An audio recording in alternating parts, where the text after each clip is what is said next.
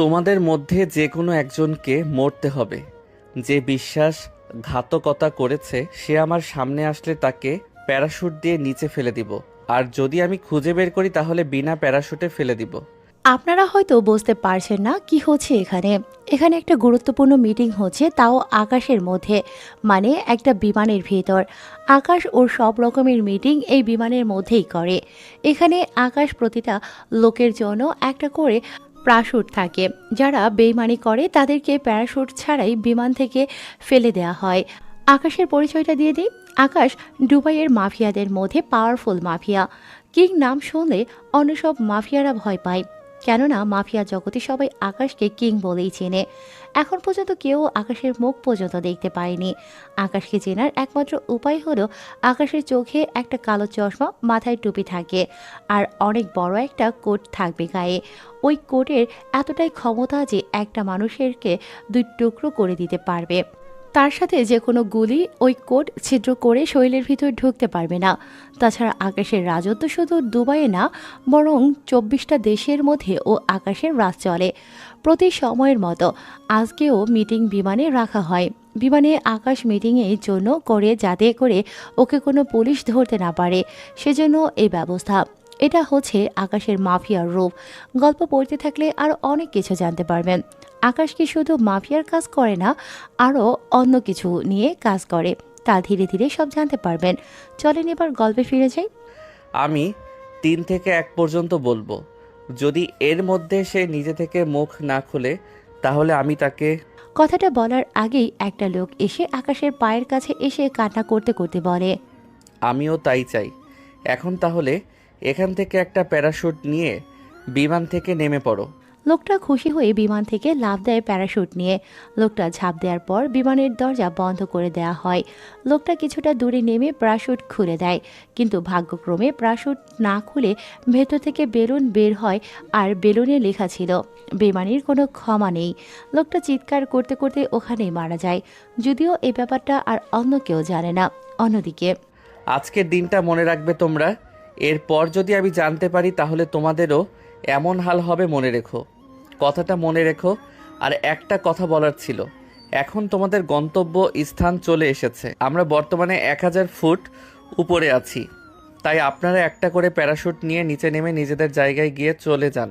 তার সাথে আপনাদের যাত্রা শুভ হোক। সবাই যে যার মতো করে নেমে যায়। অন্যদিকে আকাশ বিমান নিয়ে একটা জঙ্গলের মধ্যে নেমে পড়ে। এরপর একটা বাইকে উঠে পড়ে। এটা হচ্ছে আকাশের অনেক প্রিয় একটা বাইক। এই বাইক ঘন্টায় 300 কিলোমিটার দূর পর্যন্ত যেতে পারে। আকাশ ওই বাইকে উঠে যায় আর বিমানকে রিমোটের সাহায্যে মাটির নিচে নামিয়ে দেয়। আবার ওই জায়গায় নকল গাছের সাহায্যে ভরে রাখে, যাতে করে এই জায়গার খোঁজ কেউই না জানে। বাইক নিয়ে আকাশ চলে আসে ওর বাড়িতে।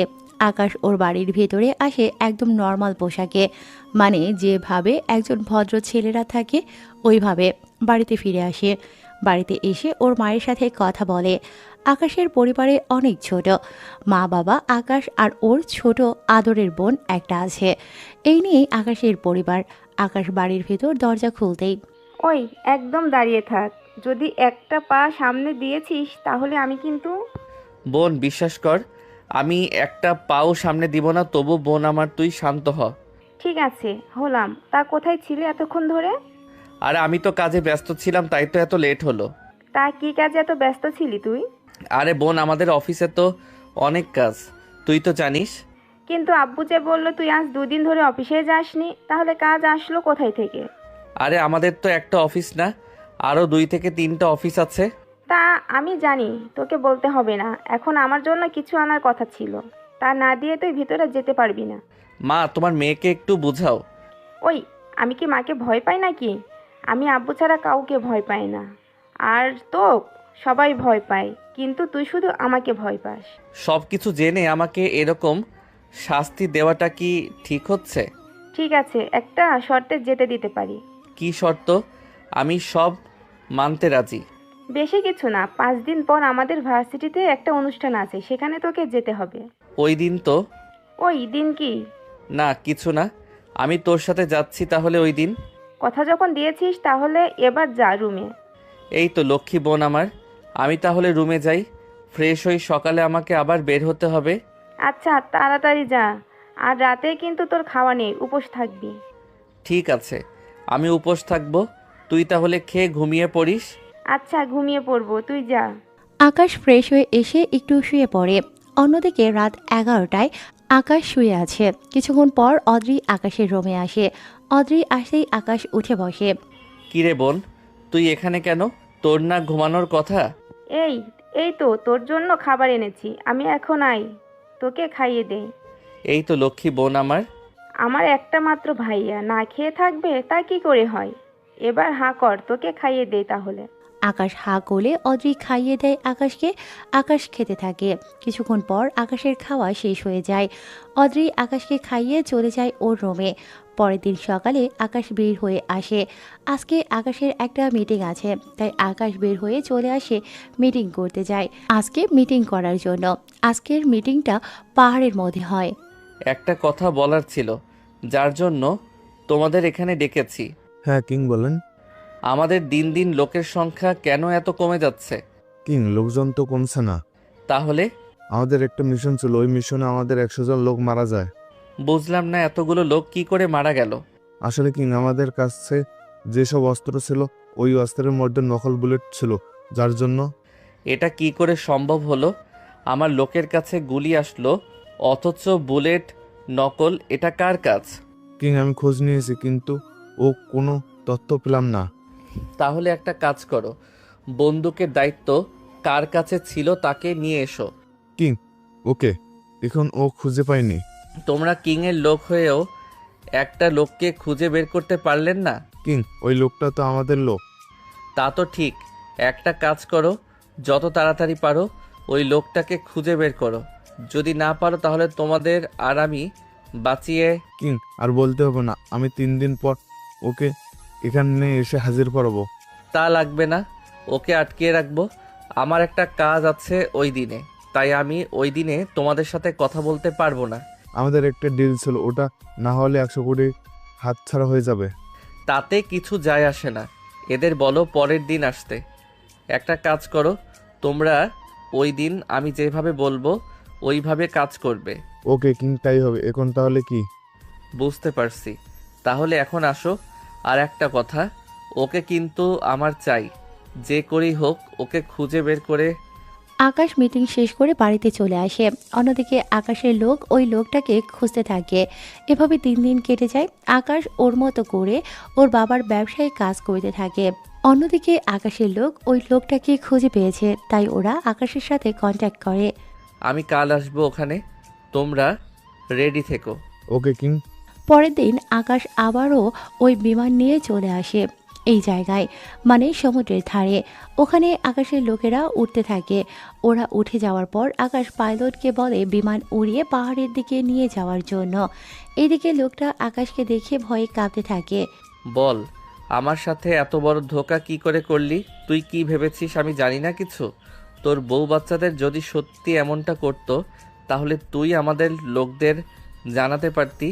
তার উপরে তুই আরও অনেক মিথ্যে কথা বলেছিস, যা আমি এখন বলে শেষ করতে পারবো না। বর্তমানে তোর অ্যাকাউন্টে কোটির উপরে আছে। এত কিছু তুই কি করে করলি? আচ্ছা ছেড়ে দিব, তার আগে এটা বল, আমার সম্পর্কে কাকে কি কি ইনফরমেশন দিয়েছি? সত্যি বলছিস তো? এরপর আকাশ চোখের ইশারা দিলে একজন লোক ওই লোকটাকে ধাক্কা মেরে ফেলে দেয় বিমান থেকে। লোকটার এমন মৃত্যু দেখে অন্য লোকগুলো ভয় পেয়ে যায়। ওরা অনেকে কাঁপতে শুরু করে। তোমাদের ভয় পাওয়ার কোনো কারণ নেই, বুঝলে? যারা আমার সাথে বিশ্বাসঘাতকতা করবে তাদের এইভাবে মৃত্যুদণ্ড দেওয়া হবে। কথাটা যেন মনে থাকে। একটা কথা, ওর আন্ডারে যত বন্দুক আর বুলেট এসেছে সব কিছু চেক করে নাও। যদি কোনো মাল ঝামেলার মনে হয় তাহলে ওইটা নষ্ট করে দাও, ঠিক আছে? কিছুক্ষণ পর ওদের বিমান থেকে নামিয়ে দেয়া হয়। ওরা যে যার গাড়ি নিয়ে চলে যায় ওখান থেকে। অন্যদিকে আকাশ আগের বাইকে করে চলে আসতে থাকে। তখন রাস্তার মাঝে দেখে কিছু লোক দাঁড়িয়ে আছে। আকাশ তাই ওনাদের কাছে যায়। এই সরুন তো, কি হয়েছে এখানে? আপনারা সবাই এমন জড়ো হয়ে আছেন কেন? ওদের সাথে কথা বলে জানতে পারে এখানে নাকি কিংয়ের লোক আর রানার লোকের মধ্যে মারামারি হয়। এতে করে কিছু লোক তো আহত হয়ে, সাথে সাধারণ মানুষও কিছু আহত হয়। ওখান থেকে আকাশ চলে আসে। এদিকে আপনাদের তো রানা সম্পর্কে বলাই হয়নি। Rana mafia king. তবে রানার কাজ আর আকাশের কাজের মধ্যে অনেক আলাদা। আকাশ যেখানে মানুষের ভালোর জন্য কাজ করে, রানা সেখানে মানুষের খারাপ করার জন্য কাজ করে। রানার ব্যাপারে আস্তে আস্তে অনেক কিছু জানতে পারবেন। তার জন্য গল্পের সাথে থাকেন। আকাশ ওখান থেকে ঠিকানা নিয়ে চলে আসে হসপিটালে। ওখানে ডক্টরের সাথে কথা বলে। দেখুন, এনাদের অনেক চোট লেগেছে, তবে কিছু কিছু লোকের তো অবস্থা না বললেই নয়। আচ্ছা যাই হোক, এখন একটা কাজ করেন, ওদের চিকিৎসা করতে থাকেন। হসপিটালের যা খরচ আসবে আমি সব দিব। কিন্তু আপনি কে? আমি কে তা এই কার্ড পড়তেই বুঝতে পারবেন। দেখি কোডটা। আকাশ ওনাকে কার্ডটা দিয়ে চলে আসে। অন্যদিকে আকাশ ওর বাড়িতে চলে আসে। বাড়িতে আসতেই অদ্রি ওর সামনে আসে। এই তো আসার সময় হলো। কিরে বোন, এভাবে দাঁড়িয়ে আছিস কেন? তাছাড়া সবেমাত্র দুপুর হয়েছে। আচ্ছা, এবারের মতো ক্ষমা করছি। এখন কালকে রেডি হয়ে থাকিস, আমরা বের হব। ঠিক আছে বোন, তুই যখন বলছিস তাহলে কাল যাচ্ছি। এদিকে অদ্রিও খুশি হয়ে যায়। পরের দিন সকালে অদ্রি অনেক সেজে আকাশের রুমে এসে হাজির। ভাইয়া দেখ তো আমাকে কেমন লাগছে। অনেক সুন্দর লাগছে বোন, এখন চল তাহলে আমরা যাই। কিন্তু তুই কি এই পোশাকে যাবি নাকি? হ্যাঁ, কোনো সমস্যা? তাই বলে এই পোশাকে? তুই তো দেখিস মান সম্মান সব খেয়ে ফেলবি। একটা কথাও বলবি না। ইচ্ছে হলে আমাকে নিয়ে যা, নয়তো আমি যাব না বলে দিলাম। ঠিক আছে চল, তবে একটা কথা, কোনো রকম বদমাইশি কিন্তু করবি না। ঠিক আছে, করব না। এখন চল তো। ওরা দুজনে গাড়িতে এসে বসে। আকাশ বসে আছে আর অদ্রি আকাশের দিকে তাকিয়ে আছে আর মুখ ফুলিয়ে রেখেছে। কি ব্যাপার? যাচ্ছি তো তোর সাথে। তুই যদি আমার সাথে বসিস তাহলে গাড়ি কি তোর বাপে চালাবে? আমার বাবাকে এর মধ্যে ডেকে আনবি না, আমি চালাচ্ছি। তাহলে যা তো গিয়ে চালা। এইদিকে আকাশ গাড়ি ড্রাইভ করতেছে আর ভাবতেছে। কি থেকে কি হয়ে গেল, ভেবেছিলাম কি আর হয়ে গেছে কি। কিছুক্ষণ পর ভার্সিটির সামনে চলে আসে। ওখানে এসেই আকাশ গাড়ি থামায়। ইরা নেমে ভেতরে চলে যায় আর আকাশ গাড়ি পার্কিং করতে গিয়ে আরেকটা গাড়ির সাথে মেরে দেয়। ও শিট, এখন কি হবে? কি আর হবে, গাড়ির ক্ষতিপূরণ দিয়ে এখান থেকে বিদায় হন। যদি গাড়ির ক্ষতি পূরণ না দেই তাহলে কি করবেন? কি আর করব, পুলিশকে কল দিব। কি, আমাকে পুলিশের ভয় দেখাচ্ছেন? আপনি জানেন আমি কে? ওই আঙুল নামিয়ে কথা বল, বুঝলি? একে তো আমার গাড়ির ধাক্কা দিয়ে উল্টে বড় বড় কথা বলছিস তুই, হ্যাঁ? কি আমার পরিচয়? আসছে আমার ধাক্কাওয়ালি। ধাক্কা যে লেগেছে, গাড়িতে কোনো ক্ষতি হয়েছে কি যে জরিমানা দিব? ক্ষতি হোক বা না হোক, জরিমানা তো দিতেই হবে। দিব না আমি, যা ইচ্ছে করে নিতে পারেন। দেখা যাবে, আমিও দেখে নিব কি করে তুই এখান থেকে যাস। না দিলে কি করবেন? দেখতে চাস কি করি আমি? কথাটা বলে ইরা একটা লাঠি নিয়ে আকাশের গাড়ির দিকে আসে গাড়িটা ভাঙার জন্য। আকাশ ব্যাপারটা বুঝতে পেরে গাড়ির কাছে চলে আসে, সাথে ইরাকেও বাধা দেয়। ইরার সাথে হাতাহাতি করতে গিয়ে আকাশ পড়ে যায় আর ইরা ও টাল সামলাতে না পেরে আকাশের গায়ের ওপর এসে পড়ে। সাথে দুজনের ঠোঁটের সাথে দুজনের ঠোঁট একত্রিত হয়ে যায়। এতে করে আকাশের যদিও ভালো লাগে, কিন্তু ইরা তো রেগে গিয়ে দাঁড়িয়ে উঠে বলে, তোর এত বড় সাহস, তুই আমায়, তোকে তো আজকে শিক্ষা দিব যে জীবনেও তা ভুলতে পারবি না। কথাটা মনে রাখিস তুই। দেখি কি করতে পারো। এদিকে আকাশ না আসায় অদ্রি কল দেয়। কিছুক্ষণ কল দেওয়ার পর আকাশ কল ধরে। হ্যাঁ বল। রাখ তোর কথা। বিশ্বাস কর, এখানে সমস্যা হয়ে গিয়েছে, তাই তো আসতে পাচ্ছি না। আমি কোনো কথাই শুনতে চাই না, তুই যত তাড়াতাড়ি পারিস এখানে আয়।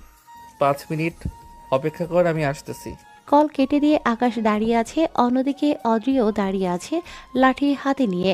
আকাশ খুব ভালো করে বুঝতে পেরেছে আকাশ যদি এখান থেকে যায় তাহলে এই মেয়েটা গাড়ির 12টা বাজিয়ে দেবে। তাই আকাশ গাড়িতে একটা লেজার লাইট সিস্টেম করে রাখে। এতে করে আর না কোনো কিছু গাড়িতে আঘাত করতে পারবে না। ওটা অন করে আকাশ মুচকি মুচকি হাসি দেয়। এখন আমি নিশ্চিন্ত, আর কোনো ভয় নেই। এবার আমার গাড়িটা অনেক সেফ। তুই শুধু যা, তারপর দেখ কি হাল করি আমি। তা পারলে এখনই কিছু করে দেখা। ইরা লাঠি দিয়ে বাড়ি দিতে গেলে লাঠি লেজারে লেগে টুকরো টুকরো হয়ে যায়। এতে করে ইরা ভালো করে বুঝতে পেরেছে কিছু একটা করেছে, যার জন্য গাড়ির কোনো ক্ষতি হচ্ছে না। অন্যদিকে আকাশ চলে আসে অদ্রির কাছে। এখানে অদ্রির সব বান্ধবী ছিল, ওদের সাথে আকাশের পরিচয় করিয়ে দেয়। সবার সাথে পরিচয় করিয়ে দেওয়ার পর অদ্রি বলে, আচ্ছা ইরা কোথায় রে? ওকে তো কোথাও দেখছি না। তুই তো কোথাও তো দেখছি না, তাই হবে হয়তো। ও তো ওরকমই, কোনো না কোনো ঝামেলা করা ওর তো প্রতিদিনের কাজ। থাক, ওইভাবে বলিস না। কিছুক্ষণ পর ওখানে ইরা আসে। মুখে রাগ রাগ ভাব নিয়ে ইরা যে রেগে আছে তা ওরা খুব ভালো করেই বুঝতে পেরেছে। দোস্ত, কার সাথে ঝামেলা করলি আজকে? ও ভালো, তোরা মনে করিস আমি সব সময় ঝামেলা করি? সব সময় কি? তুই তো এরকমই। কুত্তি, কি বললি তুই? কই, কি বললাম? তোরা কি ঝগড়াই করবি? তোদের সাথে পরিচয় করিয়ে দে। উনি কে আর এইভাবে অন্যদিকে ফিরে তাকিয়ে আছে কেন? এই রে, আজকে আর রক্ষেরই মনে হচ্ছে। এটা তো দেখি অদ্রির বান্ধবী। তার মানে ওই মেয়েটা সবসময় এমন করে ঝগড়া করে। কি হলো, কথা না বলে এইভাবে দাঁড়িয়ে আছেন কেন? আরে এভাবে বলছিস কেন? ও তো আমার। ড্রাইভার হই আমি ওনার। কি? ড্রাইভার? হ্যাঁ, ড্রাইভার। তাহলে ওইদিকে ফিরে তাকিয়ে আছেন কেন? মনে হচ্ছে তোর মুখটা পছন্দ হয়নি। নদীর কথা শুনে রোজা, অদ্রি ও আকাশ হেসে ফেলল। ওই নদীর বাচ্চা নদী, আমি কি এতটাই খারাপ যে আমার ছবি পছন্দ হবে না? এই আপনি ফিরে তাকাবেন কিনা তাই বলেন। যদি না তাকান তাহলে কিন্তু খবর আছে বলে দিলাম। ইরার কথা শুনে আকাশ তো ভয়ে ভয়ে শেষ, কেননা পেছনে ফিরে তাকালে তো চিনে যাবে। এইদিকে অদ্রি ও বারবার তাকানোর জন্য বলছে, আকাশ তো এখন ভালো করেই ফেঁসে গিয়েছে। তাই আকাশ পকেট থেকে একটা মাস্ক বের করে লাগিয়ে নেয়, তার সাথে একটা কালো চশমা ও চোখে লাগিয়ে নেয়। এরপর যখন পেছনে ফিরে তাকালো সবাই তো অবাক, কেননা আকাশকে চেনাই যাচ্ছিল না। সবচেয়ে বেশি অবাক হয় অদ্রি আকাশের এই অবস্থা দেখে। ভাইয়া, তুই গুলো কি মুখে দিয়েছিস? একটু আগে বললো ও তোদের ড্রাইভার, এখন তুই ওকে ভাইয়া বলে ডাকছিস, ব্যাপারটা কি? আমি ভাইয়াকে ভাইয়া বলে ডাকবো না তো কি বলে ডাকবো, তুই বল। কিন্তু ওই লোকটা যে বললো উনি তোর ড্রাইভার। আসলে আমি ড্রাইভার ঠিকই, কিন্তু উনি আমাকে নিজের ভাইয়ের মতো দেখে। ও তাই নাকি? তা কেমন ভাই, একটু মুখটা তো দেখি। মুখ দেখানো তো যাবে না, দেখতেই তো পাচ্ছেন কত ধুলাবালি, তার উপর আবার করোনা ভাইরাসের ছড়াছড়ি, তাই ঠিক হবে না খোলা। আকাশের কথায় ইরা আর কোনো কথা বলেনি। কিছুক্ষণ পর ওখানে কয়েকজন অতিথিও আসে, ওনাদের স্যারেরা আপ্যায়ন করতেছে।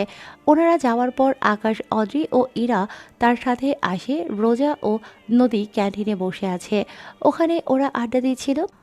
ওদের আড্ডার মাঝে কোথা থেকে একটা ছেলে মার খেয়ে এসে ওদের টেবিলের কাছে পড়ে। ছেলেটি মার খেয়ে আকাশের কাছে সাহায্য চায়। আকাশ লোকটিকে ওর পেছনে দাঁড়াতে বলে। কিছুক্ষণ পর ওই ক্যান্টিনের ভেতরে কিছু ছেলে আসে লাঠি নিয়ে। ওরা ছেলেটাকে খুঁজতেছে কিন্তু যখন পায়নি। একটু আগে এখানে একটা ছেলে ঢুকেছে, ওই ছেলে কোথায় আছে তাড়াতাড়ি করে বল, নয়তো তোরা কেউ এখান থেকে বেঁচে ফিরতে পারবি না। এখন কি হবে ভাইয়া? চুপচাপ শুধু বসে থাক, দেখ কি হয়। কি দরকার এইভাবে ওদের সাথে পাঙ্গা নেয়ার? ওরা এমনিতেই খারাপ, তার উপর ওকে লুকিয়ে রেখেছেন। ওরা যদি জানতে পারে তাহলে কি হবে ভেবে দেখেছেন কি? যা হওয়ার হয়ে যাবে। এভাবে একজন নিরীহ ব্যক্তিকে মার খেতে দিতে পারি না। কিন্তু ওনার জন্য তো আমরাই মার খাবো। ওই, তোরা কি ফুসুর ফুসুর করছিস বলতো? তেমন কিছু না, নিজেদের মধ্যে একটু কথা বলছিলাম। আমি যাকে খুঁজতে এসেছি ওকে বের করে দেওয়ার জন্য 3 পর্যন্ত বলবো। যদি ওকে বের করে না দিস তোরা, তাহলে সবাইকে একাধারে মারতে থাকবো, কথাটা মনে রাখিস। এরপর রাজীব 1 থেকে 3 পর্যন্ত গোনার আগেই ওই ছেলেটা নিজে থেকে বের হয়ে যায়। রাজীব ছেলেটাকে দেখে মারতে আসে। রাজীব ওই ছেলেটার হাত ধরে নিয়ে যেতে চাইলে আকাশ ওই ছেলেটার হাত ধরে ফেলে। এতে করে রাজীব যতই ওকে টানছে কিন্তু ছেলেটাকে একটুও সামনে নিতে পারছে না। রাজীব বিরক্ত হয়ে পেছনে তাকিয়ে যেই ঘুষি দিতে যাবে অমনি আকাশ হাত দিয়ে ঘুষিটা ধরে ফেলে। এতে করে ভার্সিটির সবাই অবাক হয়ে তাকিয়ে আছে, কেননা এই ভার্সিটির সবাই রাজীবকে ভয় পায়। তাই ওর সাথে মারামারি করার তো দূরের কথা, কথা বলতেই অনেকে ভয় পায়। বাহ, তোর সাহস দেখে আমি অবাক হয়ে যাচ্ছি। সাহসের কি দেখলে? এই প্রথম কেউ আমার হাত ধরলো। প্রথম যেহেতু ধরেছি তাহলে কিছু একটা তো করতে হবে। কি করবি তুই? আকাশ কিছুটা পেছনে গিয়ে দৌড়ে এসে রাজীবকে একটা ঘুষি দেয়। ঘুষি খেয়ে রাজীবের মুখ দিয়ে রক্ত পড়তে থাকে। রাজীবের এমন অবস্থা দেখে ওর লোকগুলো দৌড়ে আসে। কেউ কেউ রাজীবকে গিয়ে ধরে, আবার কেউ কেউ আকাশকে মারার জন্য আসে। আকাশ এখানকার পরিস্থিতি দেখে বুঝতে পারে এখানে কোনো মতেই মারামারি করা যাবে না, কেননা এখানে মারামারি করলে অনেকের অসুবিধে হতে পারে। তার সাথে দেখা যাবে ক্যান্টিনের চেহারাই পাল্টে যাবে। তাই দৌড়ে মাঠের দিকে যেতে থাকে। আকাশের পেছনে পেছনে রাজীব ও ওর লোকজনও দৌড়াতে থাকে। মাঠের মধ্যে আকাশ দাঁড়িয়ে আছে আর অদ্রি, ইরা ও নদী সাথে রোজা ভয়ে দাঁড়িয়ে আছে, কেননা কেউ কোনো কথা বলার সাহসই পাচ্ছে না। তোর এত বড় সাহস, তুই আমার মুখে? তোকে আজকে আমি এখানে মেরেই ফেলবো। আজকে তোকে কেউই বাঁচাতে পারবে না, মনে রাখিস ব্যাপারটা। আমার কথা চিন্তা না করে তুই আগে নিজের চিন্তা কর। আমার চিন্তা? আজকে তোর এমন অবস্থা করব যে তোর লাশ দেখেও ডক্টরও ভয় পাবে। এদিকে ওদের সাথে কথা বলছে আর মোবাইলে কিছু একটা টাইপ করে রেখে দেয়, কেননা আকাশ ভালো করে বুঝতে পারে এখানে ওদের সাথে যতই মারামারি করবে আবার ততই লোকজন আসতে থাকবে, তাই আকাশকে তো কিছু একটা করতেই হবে। আকাশ সামনে তাকিয়ে দেখে ওরা প্রায় 50 জন হবে, তাই যদি সাহস থাকে সবাই একসাথে না এসে 3 জন করে আয়, দেখি তোদের কতটা ক্ষমতা। আজকে আমিও দেখব তোর কতটুকু ক্ষমতা আছে। রাজীবের লোকগুলো আকাশকে মারার জন্য লাঠি নিয়ে মারতে আসে। আকাশ প্রথম 1 মিনিটেই ওদের 3 জনকে মেরে মাটিতে শুইয়ে দেয়। ওদের এই অবস্থা দেখে রাজীব ও ইরা সহ ওর বান্ধবীরা অবাক হয়। অদ্রিত ড্রাইভার তো ভালোই মারামারি করতে পারে। আমি না কখনো মারামারি করতে ভাইয়াকে দেখিনি, কিন্তু আমি না আজকে প্রথম দেখলাম। আচ্ছা তাহলে দেখতে থাকি কি হয়। অন্যদিকে রাজীবের 24 জন লোক মাটিতে শুয়ে আছে। আকাশ ওদের মেরে একাই এই অবস্থা করেছে। ওরা তো মাটি থেকে উঠতেই পারছে না। কিছুক্ষণ পর আকাশ বুঝতে পারে এরা কিছুক্ষণ পর আবার উঠে দাঁড়িয়ে যাবে, কিছু একটা তো করতেই হবে। তাই রাজীব এবার সবাইকে একসাথে পাঠায় আকাশে মারার জন্য, কিন্তু উপর থেকে কেউ একজন গুলি করতে থাকে। গুলিগুলো রাজীবের লোকের গায়ে লাগতে থাকে। এভাবে 20 জন লোক মারা যায় রাজীবের। রাজীব তো এইসব কিছু দেখে ভয় পেয়ে যায়। অন্যদিকে রাজীব এখন কিছুটা ভয় পেয়ে যায়, কেননা রাজীবের লোককে কেউ মারছে তার জন্য। এসব কিছু দেখে রাজীব ও লোকদের নিয়ে পালিয়ে যায়। ওরা চলে যাওয়ার পর আকাশ অদ্রির কাছে আসে। অদ্রি, তুই ঠিক আছিস তো? হ্যাঁ ভাইয়া, আমি একদম ঠিক আছি। তুই কেন ওদের সাথে শুধু মারামারি করতে গেলি? তো কি করব, বিনা কারণে কেউ মার খাবে তা হতে দিতে পারি না। তাছাড়া আজকে এই ঘটনা যদি তোর সাথে হতো তাহলে কি হতো তুই কি ভেবেছিস? যা হওয়ার হয়েছে, এখন চল বাসায় যাই। অদ্রি ওনাকে বল মুখটা দেখাতে। তা কি করে সম্ভব? সত্যি ভাইয়া, মুখটা তো দেখা। দেখ, এখন ঠিক হবে না, তুই চল, নয়তো ওই ছেলেটা হয়তো আরও কিছু লোক নিয়ে চলে আসবে। সত্যি তো ভাইয়া। ইরা, আমি তাহলে যাই রে। এখন থেকে যত তাড়াতাড়ি বের হতে পারবো ততই ভালো। চল। আকাশ ওর মুখটা লুকিয়ে ওখান থেকে বের হয়ে আসে। ওদিকে গেট দিয়ে বের হতে যাবে এমন সময় পুলিশ চলে আসে। পুলিশ আসাতে ওদের মধ্যে অনেকেই ভয় পেয়ে যায়, কিন্তু মোটেও ভয় না পেয়ে দাঁড়িয়ে আছে আকাশ। তোমাকে থানায় যেতে হবে আমাদের সাথে। আমার অপরাধ কি? তাছাড়া আমি কেনই বা থানায় যাব? তুমি রাজীব ও ওর বন্ধুদের মেরেছো। তার চেয়ে বড় কথা হলো তোমার কারণে এতগুলো ছেলে মারা গিয়েছে। আমার কারণে কেন মারা যাবে ঠিক বুঝলাম না। দেখ, তোকে এত কথা বলতে পারবো না, তাই তুই এখন আমাদের সাথে চল। আমার ভাইয়া আপনাদের সাথে যাবে না। তো আপনার পরিচয় আর ওর সাথে সম্পর্ক কি? ওই তোকে যে বলেছি ওর ভাইয়া। এতটুকু একটা কথা বুঝার ক্ষমতা তো দেখছি তোর নেই। যা জিজ্ঞেস করছি তার উত্তর দে। পুলিশের এভাবে অদ্রিকে ধমক দিয়ে কথা বলাটা আকাশের কাছে মোটেও ভালো লাগেনি, তাই আকাশ ওই পুলিশকে ও একটা ঘুষি দেয়। ওটা মার খাওয়ার সাথে সাথে বাকি অফিসার বন্দুক তাক করে আকাশের দিকে। পুলিশের গায়ে হাত, তাই না? আজকে আমি তোকে বোঝাবো আমার গায়ে হাত দেওয়ার পরিণতি কি হতে পারে। দেখি তোর কত ক্ষমতা। তোকে নিয়ে যাওয়ার জন্য আমি দরকার হলে এখানে পুলিশ আরো আনবো, তবুও আজকে তো রক্ষে নেই। দেখা যাক। অদ্রি, তুই বাসায় যা, আমি কিছুক্ষণ পরেই বাসায় আসতেছি। আগে তোর মুখ থেকে মাস্কটা সরা। কেন? যা বলছি তাই কর। একটু আগে মার খেয়েছিস, এখন আবার খেতে না চাইলে চুপচাপ বসে থাক। অদ্রি, তুই যা, আমি বিকালের আগেই বাসায় চলে আসব। ঠিক আছে ভাইয়া। যেটা বলতে ভুলে গিয়েছি, কি কথা ভাইয়া? বাসায় বাবা মাকে কিন্তু বলবি না। যদি জিজ্ঞেস করে তাহলে বলবি যে আমি একটা কাজে গিয়েছি। এইদিকে অদ্রি চলে যায়। অন্যদিকে আকাশ এইসব কিছু অন্য একজন বিমান থেকে দেখছিল। এখন হয়তো আপনারা ভাবছেন বিমান থেকে কি করে? আসলে এতক্ষণ ধরে যে গুলি চলছিল ওই সবগুলি কিন্তু ওই বিমান থেকেই করা হয়েছিল। আকাশকে নিয়ে যাওয়ার পর আগে থেকেই পুলিশ স্টেশনে উকিল দাঁড়িয়েছিল বেলের কাগজ নিয়ে। পুলিশ আকাশকে ভেতরে নিয়ে ভেতরে ঢুকাতে যাবে তার আগেই ওখানকার সবচেয়ে বড় উকিল বলে, অফিসার, এই নিন ওনার বেল পেপার। এবার ওনাকে ছেড়ে দিন। থানায় না আনতেই বেল করিয়ে নিলেন কিভাবে? তা আপনার না জানলেও চলবে। এখন যা বলেছি তাই করেন। ঠিক আছে, কোর্টের যেহেতু আদেশ, ছেড়ে তো দিতেই হবে। তবে একটা কথা মনে রাখিস, এই ছেলেটাকে আমি কখনোই ছাড়বো না। ছাড়তে হবে না? তা আপনার পরিবারে কে কে আছে? কেন? না মানে আপনার কিছু হয়ে গেলে এদের দেখাশোনা কে করবে তাই ভাবছি। কি তোর এত বড় সাহস, তুই থানায় দাঁড়িয়ে আমাকে বলছিস? এখনো তো কিছু দেখলেন না আমি কি কি করতে পারি, তা আপনার জানার বাহিরে। আকাশ ছাড়া পেয়ে উকিলের সাথে কথা বলে চলে আসে বাড়িতে। ওখানে কথা বলতে থাকে ওর বাবা মায়ের সাথে। তখন ওর বাবা বলে, আকাশ, কোথায় ছিলে এতক্ষণ ধরে? আব্বু, এই তো কিছু কাজ ছিল তাই বাহিরে ছিলাম। তুই ফ্রেশ হয়ে আয়, আমি খাবার দিচ্ছি। আচ্ছা আমি তাহলে যাচ্ছি ফ্রেশ হতে। আকাশ উপরে চলে যায়। আকাশ যাওয়ার পর অদ্রিও আসে ওখানে। অদ্রি এসে আকাশের সাথে কথা বলে কেন আকাশ এইসব কিছু বলতেছে। এদিকে ইরা কল দেয় অদ্রিকে। ভাই, আমার বান্ধবী ইরা তোর সাথে কথা বলবে। তোর বান্ধবী কেন আমার সাথে কথা বলবে? আমি তো জানি না, তুই কথা বলে দেখ কি বলে। আচ্ছা দে। আকাশ কথা বলতে থাকে। কিছুক্ষণ কথা বলার পর কল কেটে দেয়। কথা শেষ করে আকাশ নিচে নেমে খাবার শেষ করে আবার চলে আসে।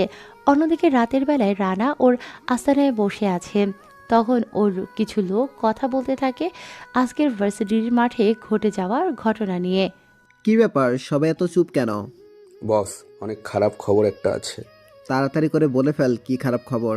বস, আজকে আমাদের যে লোক আছে রাজীব, এখন কি হয়েছে?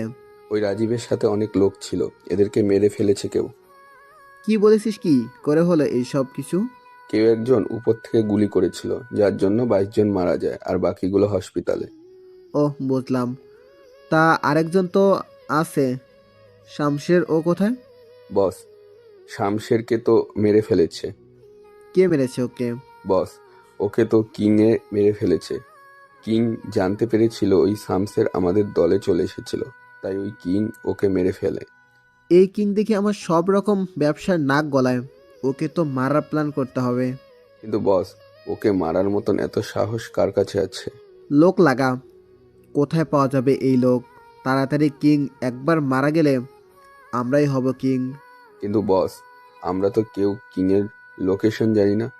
কিং ওর লোকের সাথে কোথায় মিটিং করবে তাও তো আমরা জানি না। এখন রাজীবকে কে মারলে তার খোঁজ নেয়, কারণ যার জন্য রাজীবকে মারা খেতে হলো ওকে তো আমি কোনো মতেই ছাড়ব না। বস, এখন একটা কাজ করি। বস, আমরা কিংয়ের কিছু লোককে কিনে ফেলেই। সেটা তো ভালো কথা, কিন্তু আমরা ওদের খোঁজ পাবো কি করে? অনেকভাবেই সম্ভব। তোমরা শুধু মাত্র একজনকে নিজের দলে আনতে পারো কিনা দেখো, তারপর দেখবে আমার খেল। ওকে বস, হয়ে যাবে। পরের দিন থেকে রানার লোক খুঁজতে বের হয়ে যায়। অন্যদিকে আকাশ কি করবে কিছুই তো বুঝতে পারছে না। পরের দিন সকালে আকাশ বেরিয়ে চলে আসে ওর আস্তানার দিকে। ওখানে এসে ওর লোকেদের কল দেয়। ওরা কল পেয়ে গাড়ি নিয়ে চলে আসে পাহাড়ের মধ্যে। ওখানে নিজেদের মতো করে চলতে থাকে। কিছুক্ষণ পর উপর থেকে দড়ি ফেলে। ওরা দড়ি ধরে থাকলে মেশিনের সাহায্যে ওরা বিমানে এসে বসে। ওরা ওখানে এসে বসার পর, তোমাদের যে জন্য ডেকেছি তা সবাই ভালো করে শুনতে থাকো। তোমরা হয়তো জানো না, রানার লোক আমাদের মধ্য থেকে কিছু লোককে কিনতে চাইবে। যদি তোমাদের মধ্যে কেউ ওর কাছে বিক্রি হয়ে যাও, তাহলে শুধুমাত্র একটা কথা মনে রাখবে, তাকে আমি পৃথিবীর আলো আর দেখতে দিব না।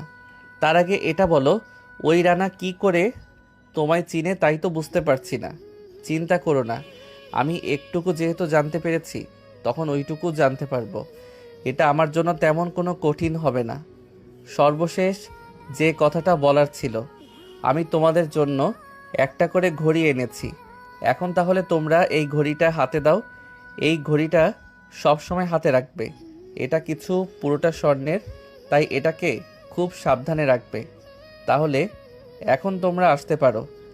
ওরা তারপর বিমান থেকে প্যারাশুট নিয়ে লাফ দিয়ে নেমে যায়। আকাশ প্রতিবারের মতো আজকেও বিমান জঙ্গলে লুকিয়ে রেখে ওখান থেকে চলে যায়। এদিকে দেখতে দেখতে 7 দিন কেটে যায়। অদ্রি ভার্সিটি থেকে ঘুরতে যাবে। আর অদ্রির একটা সমস্যা হচ্ছে, ও ওকে একা যেতে দেবে না। তাই অদ্রি বসে আছে, তখন ওখানে ইরা ও নদী এবং রোজা আসে। ভার্সিটি থেকে ঘুরতে যেতে দিবে, অথচ আমি মনে হয় যেতে পারবো না। কেন পারবে না যেতে? তাছাড়া মাত্র 7 লক্ষ চেয়েছে। তাছাড়া ওখানে গেলে অনেক মজা হবে। তা তো আমি জানি, কিন্তু কিছু করার নেই। কেন কিছু করার নেই? আমাকে একা একা যেতে দিবে না। তাহলে কি উপায়? আমার সাথে যদি ভাইয়াকে নিতে পারি তাহলে কোনো সমস্যা হবে না। কিন্তু ভার্সিটি থেকে তো কাউকে নিতে মানা আছে। কিন্তু আমি যে একা একা যেতে পারবো না। এখন তাহলে একটা উপায় আছে, তুই ভার্সিটিতে স্যারদের সাথে কথা বলে দেখ। ওনারা যদি তোর ড্রাইভার ভাইয়াকে নিতে রাজি হয় তাহলে তো আর কোনো সমস্যা নেই। চল তাহলে কথা বলে দেখি। হ্যাঁ চল। অদ্রি প্রিন্সিপালের সাথে কথা বলে। আকাশ পূর্বে এই ভার্সিটিতে পড়ার কারণে প্রিন্সিপাল স্যার রাজি হয়। অদ্রি বাহিরে এসে ওর বান্ধবীদের জানায়, ওরাও এতে খুশি হয়। এখন শুধুমাত্র ভাইয়াকে রাজি করাতে পারলেই বাঁচি। তাহলে বাসায় গিয়ে কথা বল। তাহলে আমি যাই, তুই তাহলে বাসায় চলে যা। এরপর ওরা নিজেদের বাসায় চলে যায়। অদ্রি ওর বাবা মাকে অনেক কিছুর পর রাজি করায়। ওনারাও রাজি হয়, কিন্তু শর্ত শুধু একটা। কি শর্ত আম্মু? শর্ত হলো তুই একা যেতে পারবি না, তোর সাথে ভাইও যাবে। চিন্তা করো না, আমি ভাইয়াকে ম্যানেজ করে নিব। ঠিক আছে, তোর ভাই আসলে কথা বলে দেখিস ও রাজি হয় কিনা। রাতে আকাশ বাড়িতে আসে, কেননা আকাশ ওর বাবার বিজনেসে একটু হাত লাগায়। অন্যদিকে রাতের বেলায় আকাশ, ওর বাবা মা ও অদ্রি ওনারা খাওয়া শেষ করে কথা বলছিল। এমন সময় ওনাকে উকিল আঙ্কেল আসে। উনি আসতেই, কি ব্যাপার উকিল সাহেব, আপনি এখানে? আমাকে আকাশ আসতে বলেছে। আঙ্কেল, তাহলে আপনি এখানে বসুন আর কাগজগুলো দিন। কিসের কাগজ আকাশ? আপনাদের যত সম্পত্তি আছে ওই সব সম্পত্তি আকাশ চায় ওর ছোট বোন আদিরের নামে করে দিতে। উকিলের কথা শুনে ওখানে থাকা অদ্রি, আকাশের বাবা মাও অবাক হয়ে যায়। ভাইয়া এসব কি? এইসব কি মানে? এতে তো তোর খুশি হওয়ার কথা। তাই বলে সবকিছু আমার নামে কেন? আকাশ, অদ্রি তো ঠিকই বলছে, অদ্রির নামে কেন? তাছাড়া ওকে সব দিয়ে দিলে তোর জন্য তো কিছু থাকবে না। আমার কিছু চাই না আব্বু, তাছাড়া আমার সব কিছু আমার ছোট বোনটার মাঝে। কিন্তু ভাইয়া, আমরা যে কোনো কিছু চাই না। এমনটা করিস না। দেখ, তোর বিয়ে করানোর সময় যদি ছেলেপক্ষ জানতে চায় তোকে কি কি দিয়েছি, তখন কি হবে বুঝতে পারছিস? দরকার হলে বিয়ে করব না, তবুও আমি এই সম্পত্তি এক অংশ নিজের নামে নিব না। তাহলে কি আমি চলে যাব?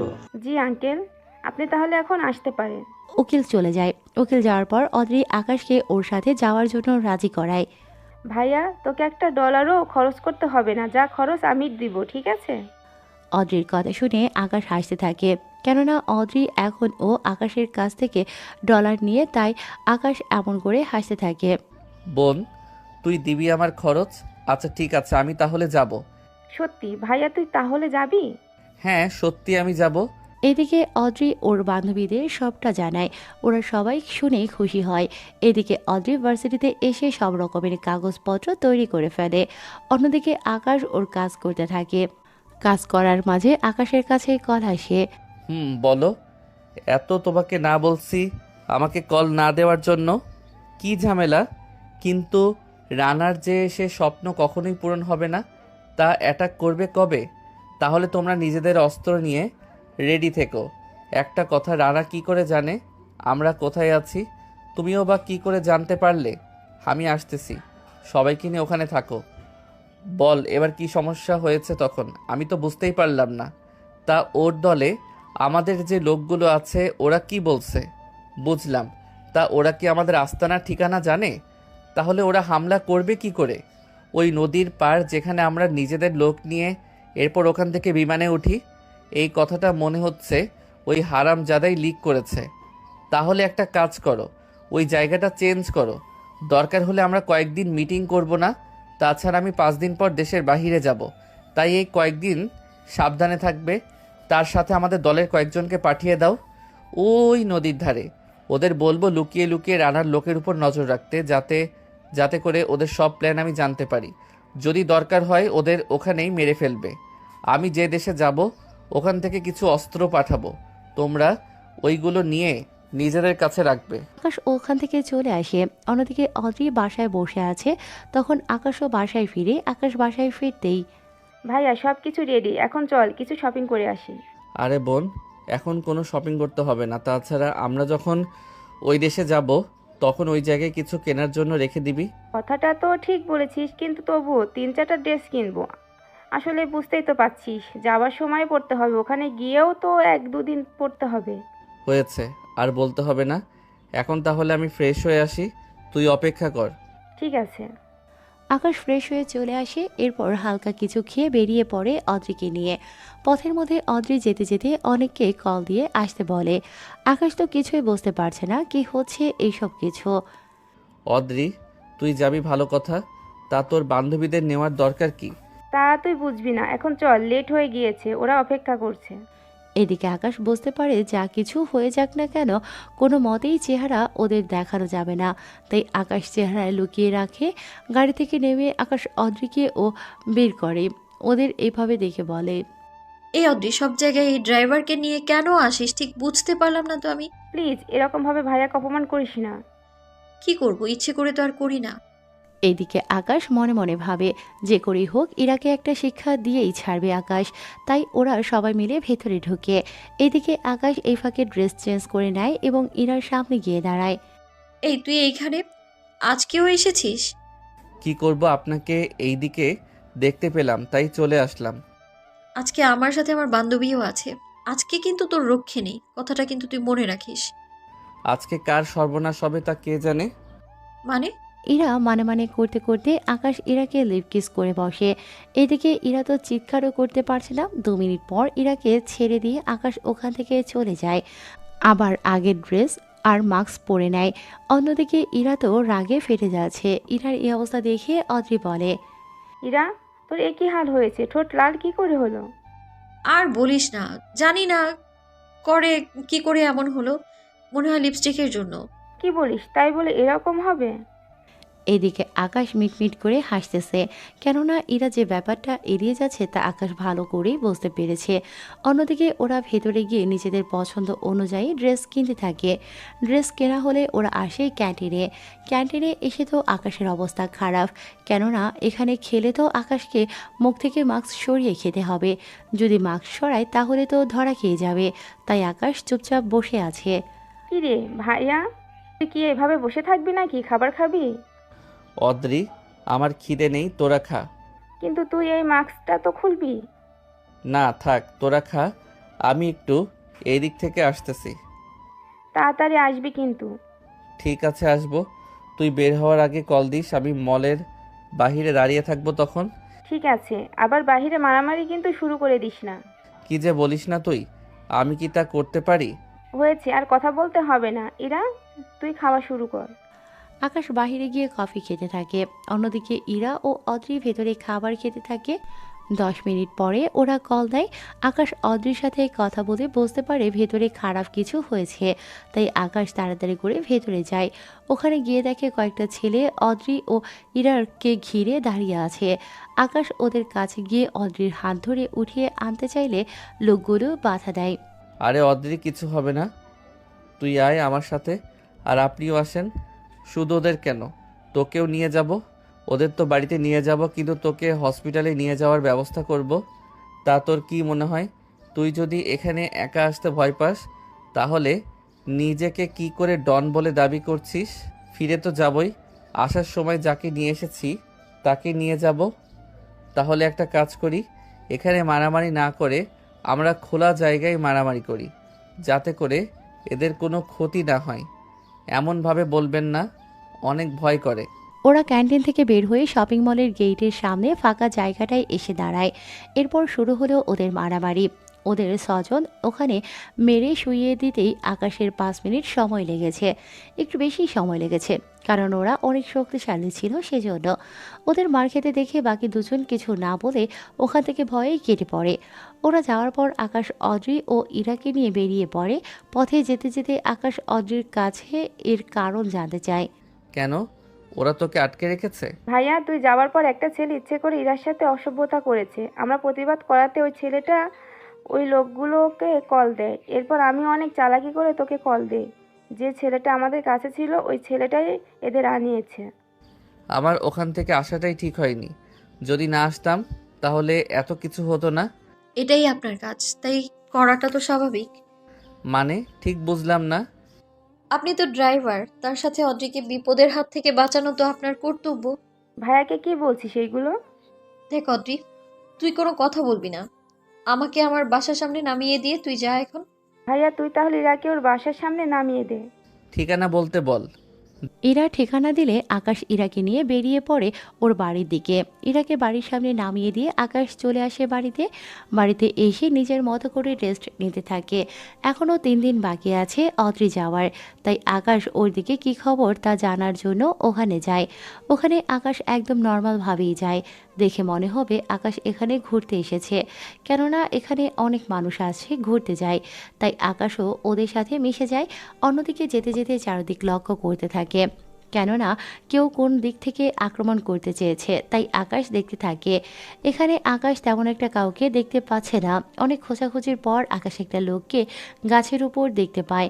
গাছটাকে বসার মতো বানিয়ে রেখেছে যাতে করে আরামে বসে নিজের কাজ করে যেতে পারে। ওখানে যাওয়াতে কিছু লোক আকাশকে দেখে ফেলে। আকাশ ভয় পেয়ে হাত উপরে উঠিয়ে রাখে। অন্যদিকে কিছু লোক এসে আকাশকে তল্লাশি করতে থাকে। কোনো কিছু না পেয়ে প্রশ্ন করে, কে তুই? কে? জি, আমি এখানে ঘুরতে এসেছি। তা ঘুরতে এসেছিস ভালো কথা, এখানে কি? আসলে আমি ঘুরে ঘুরে দেখছিলাম, আর এখানে এই ফুলগুলো দেখে আসলাম এই দিকটায়। কোথায় ফুল দেখেছিস তুই? ওই যে ফুল। ওটা তো একটু পরেই। তা ওখানে যেতে হলে তো এই দিক দিয়ে যেতেই হবে, তাই না? কথাটা তো ঠিক। তাই এখানে আমি কিন্তু সরকারি লোক, তাই এই কথা কাউকে কিন্তু বলবি না। যদি বলিস তাহলে কিন্তু শুট করে মেরে দেব। এখন এখান থেকে যাবি, কারোর সাথে কোনো কথা বলতে পারবি না। আসলে আমি একাই এসেছি। তাহলে তো ভালোই করেছিস। তাহলে এবার যা ওখান থেকে, আর গিয়ে নিজের কাজ কর। আকাশ ওখান থেকে চলে আসে। এখানে আসার উদ্দেশ্য সফল হয়েছে আকাশের, কেননা শিওর হওয়ার জন্য এখানে এসেছে সত্যি কি ওরা এখানে আছে নাকি ভুল ইনফরমেশন দিয়েছে তা চেক করার জন্য। এদিকে আকাশ মোটামুটি সবটা ম্যানেজ করে ফেলে। ওখান থেকে গিয়ে ওই লোকেদের এই ব্যাপারে কিছু বলেনি, কারণ বলে দিলে এই কথা যদি রানার কাছে পৌঁছয় তাহলে তো সমস্যা আছে। সেজন্য আকাশ কিছু বলেনি, ওদের সব কাজ বুঝিয়ে দেয়। দেখো, আমি একটু দেশের বাইরে যাব, কয়েকদিন দেরি হবে ফিরতে। তাই তোমরা একটা কাজ করো, এই কয়েকদিন আকাশের লোকদের বলবে সাবধানে থাকতে, আর মিস্টার আবিরকে কল দিয়ে জানিয়ে দাও আমি ওর দেশে আসতেছি। তোমাকে যতটুকু করতে বলেছি ততটুকু করো। এরপর মিস্টার আবিরকে কল দিয়ে জানিয়ে দেওয়া হয়। আবির তো কথাটা শুনে অনেক খুশি, কেননা আবির যার হয়ে কাজ করে আজকে উনি আবিরের দেশে আসতেছে, তাই আবির অনেক খুশি। আচ্ছা, আমি কি কিংকে আনার জন্য এয়ারপোর্টে যাব কি? আপনি কোনো চিন্তা করবেন না, আমি দরকার হলে সবসময় ওনার পাশেই থাকব। ঠিক আছে। আবির কথা বলে কল কেটে দেয়। এখন আবিরের সাথে আপনাদের পরিচয় করিয়ে দিই। আবির হচ্ছে লন্ডনের মাফিয়া, যার কথায় অন্য সব মাফিয়ার লোক ভয় পায়। আবির ও লোকদের সব কিছু বুঝিয়ে দিতে থাকে। অন্যদিকে আকাশ পরের দিন ও আদ্রিকে নিয়ে চলে আসে এয়ারপোর্টে। ওখানে নিজেদের পাসপোর্ট দিয়ে টিকিট নিয়ে উঠে পড়ে বিমানে। ওই বিমানে 30টা সিট আগেই বুকিং করে রাখা হয়েছে শিক্ষার্থীদের জন্য। ওদের সাথে 2জন স্যার আছেন যারা ওদের সহযোগিতা করবে। ওদের জন্য বিমানের ভেতর আলাদাভাবে কেবিন নেওয়া হয়েছে। ওরা ওখানে বসে নিজেদের মতো করে গল্প করতে থাকে। অন্যদিকে ইরা বারবার আকাশের দিকে তাকিয়ে থাকে। আকাশ ব্যাপারটা বুঝতে পারে। এই যে ম্যাম, কোনো সমস্যা? সমস্যা তো আছেই। কি সমস্যা? এখানে সবাই মুখের মাস্ক খুলে রেখেছে, সেখানে কিনা আপনি এখনো লাগিয়ে রেখেছেন। তাই আমি যেখানেই থাকি না কেন এটা থাকাটা জরুরি। কিন্তু ভাইয়া তুই তো আগে কখনো মাস্ক পরতি না, ইদানিং তুই একটু বেশিই পরছিস এইগুলো। তুই কি চুপ করে থাকবি নাকি মাইর খাবি? আপনি ড্রাইভার হয়ে ওকে মারার কথা বলছেন? কি বলছিস কি এগুলো? একটু তো চুপ থাক। কেন চুপ থাকবো তুই বল। মানলাম ওর বাবা মা ওকে একা বের হতে দেবে না, তাই আপনাকেও সাথে করে নিয়ে আসতে চেয়েছিল। কোথায় ওকে ধন্যবাদ দিবেন তা না করে এখন ওকে মারবেন? আপনার কি মনে একটু মায়া দয়া নেই নাকি? আচ্ছা, সে কখন থেকে পটর পটর করেই চলেছেন। এখন যে দেশে যাচ্ছেন ওই দেশের কিছু কি চিনেন? আচ্ছা, চেনা কি দরকার? স্যার যখন আছে উনিই সব কিছু দেখবে। ও ভালোই তো। তা আমাকে যে বলছেন, নিজে কি কখনো গিয়েছেন? আমি তো ড্রাইভার, আমি কি করে যাব? কি বলতে চাস কি তুই? আমি সব সময় ঝগড়া করি? ইরা রোজা কখন তা বলল? তাহলে একটু আগে যে বললো। দেখ স্যার, এখন অন্য রুমে। ওনারা যদি এসে দেখে তাহলে কি হবে একটু ভেবে দেখেছিস কি? ঠিক আছে, চুপ থাকলাম। এদিকে ওরা সবাই একটু রেস্ট নেয়।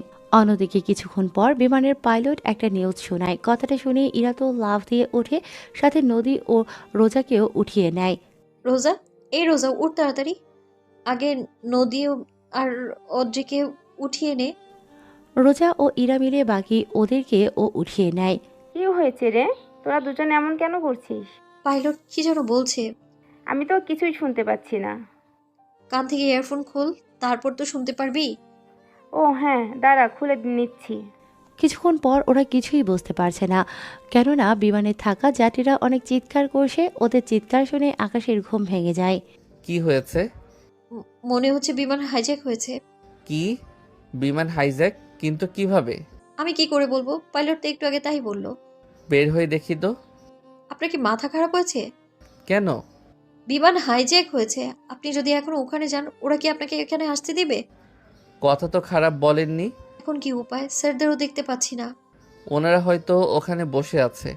এখন আমাদের কি হবে? তো ভারী ভীতু, কোথায় মনে সাহস রাখবেন? তা না করে ভয় পাচ্ছেন। এছাড়া কি করব বলেন? অন্য কোনো উপায়ও তো দেখতে পাচ্ছি না। পুলিশকে কল করেন। ভালো কথা মনে করেছে। মাথায় কি বুদ্ধি বলতে কিছু নেই নাকি? আমি আবার কি করলাম? এখানে মোবাইলের নেটওয়ার্ক পাবেন কোথায়?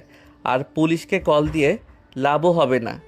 ওহ, তাই বলে কি আমরা নিজেদের দেশে ফিরতে পারবো না? পারবো, তবে ওরা কি কারণে আমাদের কিডন্যাপ করেছে তা আগে জানতে হবে, এরপর না হয় বাকিটা দেখা যাবে। এখন ওদের সাথে কি কথা বলবো গিয়ে? যান তাহলে কথা বলেন, আর ওরা ওখানেই মেরে ফেলুক। না থাক। ওরা কথা বলতে থাকে। এইদিকে হাইজ্যাককারী সবাইকে পিস্তল আর বোম দিয়ে মুখ বন্ধ করে রেখেছে। এই কেউ কোনো চালাকি করবে না। যদি করেছো তো খবর আছে। যদি কেউ কোনো চালাকি করার চেষ্টা করো তাহলে কিন্তু মোটেও ভালো হবে না। হাইজ্যাকারের কথা শুনে ওরা সবাই চুপ করে থাকে, কেউ কোনো কথা বলে না। এভাবে 5 ঘন্টার পর বিমানটা আইল্যান্ডে ল্যান্ড করে। বিমান ল্যান্ড করার পর চারিদিকে শুধু মানুষ আর মানুষই। ওরা সবাই পিস্তল হাতে নিয়ে দাঁড়িয়ে আছে। ওরা একে একে সব যাত্রীদের বিমান থেকে নামায়। ওদের সবাইকে নিয়ে আলাদা আলাদা রুমে নিয়ে গিয়ে আটকে রাখে। ওরা ওখানে বন্দির মতো করে পড়ে থাকে। এদিকে ওদের খিদেও লাগে, তাই ওদের সাথে কথা বলার জন্য দাঁড়ায়। এই যে শুনছেন কেউ? কি হয়েছে? এইভাবে চিৎকার কেন করছিস? আমাদের খিদে পেয়েছে, কিছু খেতে তো দিবেন। গুলি খাবি? গুলি? তাহলে কয়েকটা দেন। আর এটা কি গুলি নিয়ে এসেছেন? দূর থেকে তো এটা নিয়ে নিশানা লাগানো যায় না। তুই কি করে এত কিছু জানিস? আমি আরো অনেক কিছু জানি, যা তোদের না জানলেও চলবে। এখন আমাকে এটা বল, কি করতে হবে তোদের? সরকারের কাছে যা ডিমান্ড আছে করে ফেল, তবুও আমাদের এখান থেকে যেতে দাও। এত তারা কিসের? এখনো রাত হতে অনেক সময় লাগবে। তুই একটা কাজ কর, বেশি খিদে লাগলে আমার সাথে আয়। সত্যি? তাহলে তো ভালো। এই, তোদের কি লাগবে খাবার? No thanks. তাহলে আমিই যাই। আকাশ চলে আসে ওদের পিছু পিছু। এখানে সব রক্ত দেখতে পায়, কেননা এখানে মনে হয় একটু আগে একটা মানুষকে কাটা হয়েছে, যার জন্য এত রক্ত। সাধারণ এইরকম সিচুয়েশনে লোক বমি কিংবা অজ্ঞান হয়ে যায়, কিন্তু সেখানে আকাশ দিব্যি দাঁড়িয়ে আছে, তার জন্য একটু অবাক হয়। দেখছিস এখানে কি চলতেছে? এখানে মানুষ মেরে এদের ভিডিও বানিয়ে সরকারকে দেব, তারপর ওরা আমাদের দাবি মেনে নেবে। তোমার কথা তো ভালো, কিন্তু কিন্তু কি? তাড়াতাড়ি বল। কথাটা হচ্ছে, যদি না মানে সরকার, তখন কি হবে? কি আর করব? প্রতিদিন একটা করে বিমান হাইজ্যাক করব, আর ওদের কাছে যা ডলার পাবো সব রেখে দিব, আর ওদের ব্যাগগুলোও। বুদ্ধি তো ঠিকই আছে, তাহলে শুধু শুধু কেন এত রিস্ক নিতে যাও কেন? কি? কিছু না, এখন যা বলার জন্য এসেছি। আমিও দরকার হলে আপনাদের সাহায্য করব, কিন্তু আপনাদের কি কি চাই তা বলেন। বেশি কিছু চাওয়ার নেই। ওদের সরকার আমার কিছু লোককে আজ 5 বছর ধরে আটকে রেখেছে, আমি ওদের সরাতে চাই। কিন্তু তার জন্য তো অনেক সময় লাগবে। তা আমার জানার বিষয় না। এখন কথা বলে, এখন যা তো এখন থেকে। যাচ্ছি, তবে খাবারটা এই নে 5 প্যাকেট গিয়ে খেয়ে নে। ঠিক আছে। 5টা প্যাকেট হাতে নিয়ে আকাশ ওদের রুমে চলে আসে। ওখানে ওরা 5 জনে ছিল, তাই 5টা প্যাকেট পেয়েছিল। ওরা 5 জনে মিলে খেতে থাকে। আকাশ খাবারের সময় অন্যদিক ঘুরে খেয়েছিল, তাই ইরা এখনো ওকে দেখতে পায়নি। খাবার শেষ করে ওরা বসে থাকে। এদিকে টিভিতে খবর দেখাচ্ছে লন্ডন থেকে আমেরিকায় যাওয়ার বিমান হাইজ্যাক করা হয়েছে। হাইজ্যাক করা লোকজন ইউসুফ খানকে মুক্তি দেওয়ার জন্য এই হাইজ্যাকটা করে। এখন হয়তো অনেকেই বুঝতে পারছেন না এই ইউসুফ খান আসলে কে। ইউসুফ খান অনেক বড় মাফিয়া। রানা ইউসুফ খানের হয়ে কাজ করে। এখন যদি আপনারা রানাকেও ভুলে যান তাহলে তো আর কোনো কথাই নেই। তাহলে আপনাদের আরেকটু খুলে বলি, রানা ও ইউসুফ একই দলের। ইউসুফ খান হচ্ছে বড় মাফিয়া আর রানা ওর ডান হয়ে কাজ করে। একটা অপারেশনে রানা ও ইউসুফ যায়, ওদের সাথে ওখানে কমান্ডো মিশন হয়, যার কারণে ইউসুফ খান ওখানে কমান্ডোর হাতে ধরা পড়ে যায়। এরপর রানার কাছে সব দায়িত্ব এসে পড়ে। এরপর রানা প্ল্যান করে এই কাজটা করে। আশা করি এখন আপনারা সবটাই বুঝতে পেরেছেন। যদি কেউ না বুঝে থাকেন তাহলে আবার একবার এই কাহিনী পড়ে নেবেন। চলেন গল্পে আসা যাক। এটা কি হলো? ইউসুফ ও রানা একই দলের হয়ে কাজ করতো, এটা আমি জানি না। তা কি করে হয়? ভাইয়া কি ভাবছিস? কিছু না। ওরা যে দাবি করেছে, জানি না সরকার ওদের দাবি মেনে নেবে কিনা। যদি না মেনে নেই তাহলে কি হবে? ওরা এক এক করে সবাইকে মারতে থাকবে। কি বলছিস কি ভাই? আমি এত তাড়াতাড়ি মরতে চাই না। উফ, তোকে এত তাড়াতাড়ি মরতে কে বলেছে? তুই তো বললি।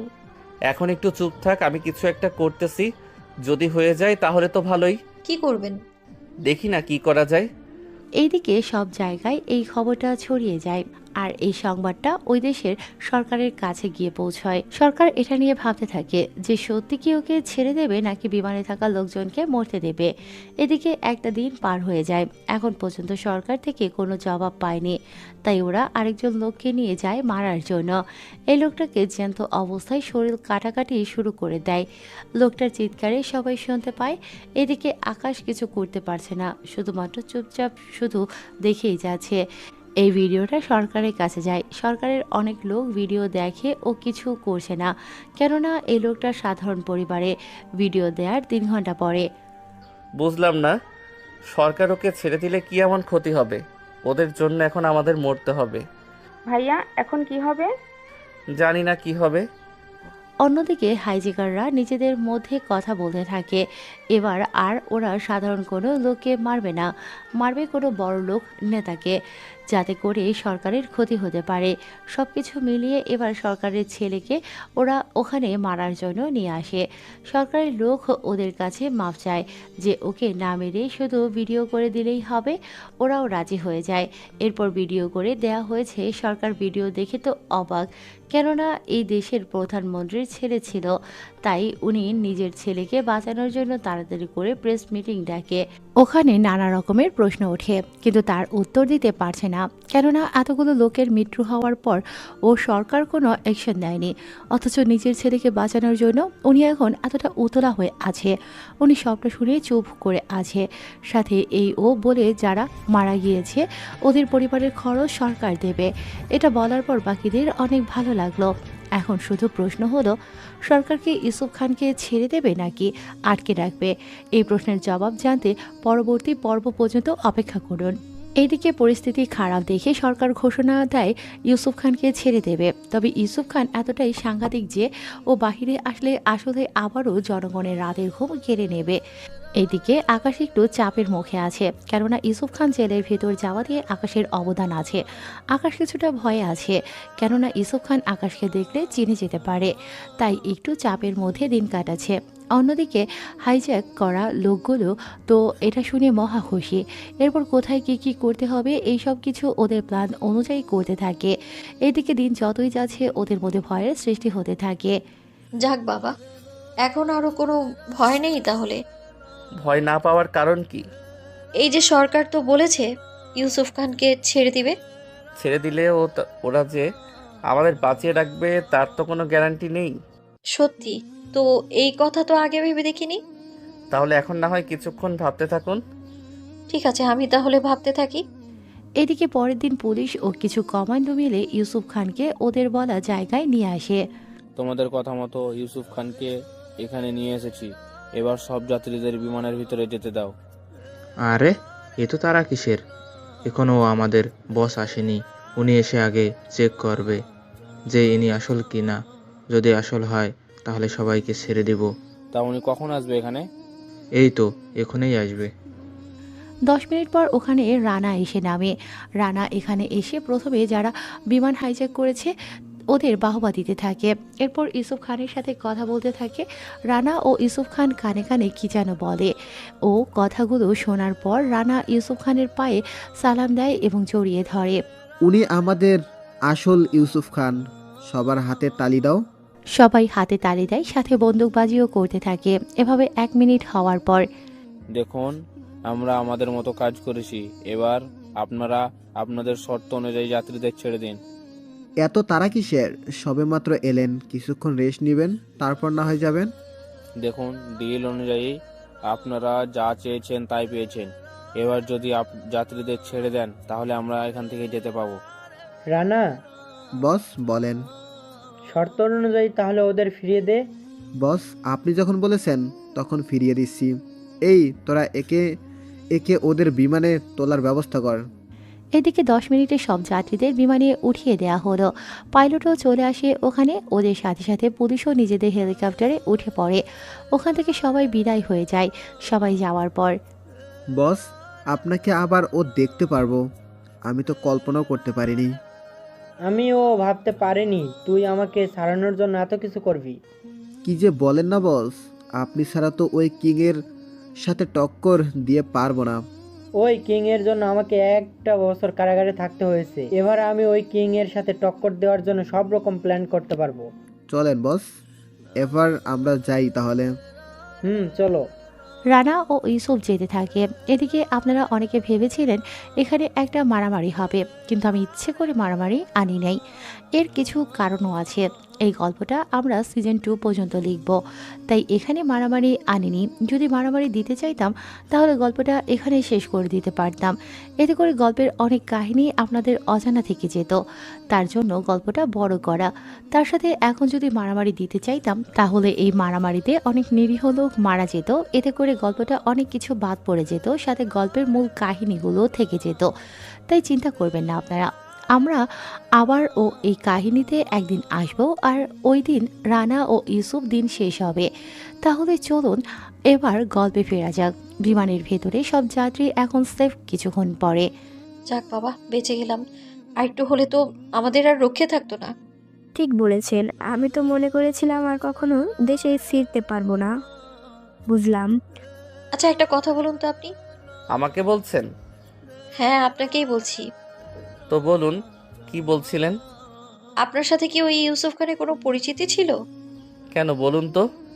আসলে আপনাদের ভাবমূর্তি দেখে তো তাই মনে হচ্ছিল। ওই লোকটা আপনার দিকে এমনভাবে তাকিয়েছিল, আমি তো একটু জন্য ভয় পেয়ে গিয়েছিলাম। আমার দিকে তাকালো, সেখানে আপনি কেন ভয় পেলেন? আরে, আমি তো ভেবেছিলাম প্রথমে আমার দিকে তাকিয়েছিল, পরে আমি ভালো করে তাকিয়েছিলাম, দেখুন আপনার দিকে, দেখলাম যে তাকিয়ে আছে সে। ও তাই বলেন। আর 2 ঘন্টা পর আমরা আমেরিকায় গিয়ে পৌঁছাবো। তা আপনি কি করে জানেন? কি করে আবার? মোবাইল দিয়ে। কিন্তু নেট কোথায় পেলেন? ওই সব কিছু আপনাদের জানতে হবে না। এদিকে আকাশ ওখানে যা যা রেকর্ড করেছিল সব কিছু ওর লোকেদের কাছে পাঠিয়ে দেয়। তার সাথে ওদের পরিচয়ও। আকাশ সাথে ও লোকজনকে অনেক সাবধানে থাকতে বলে।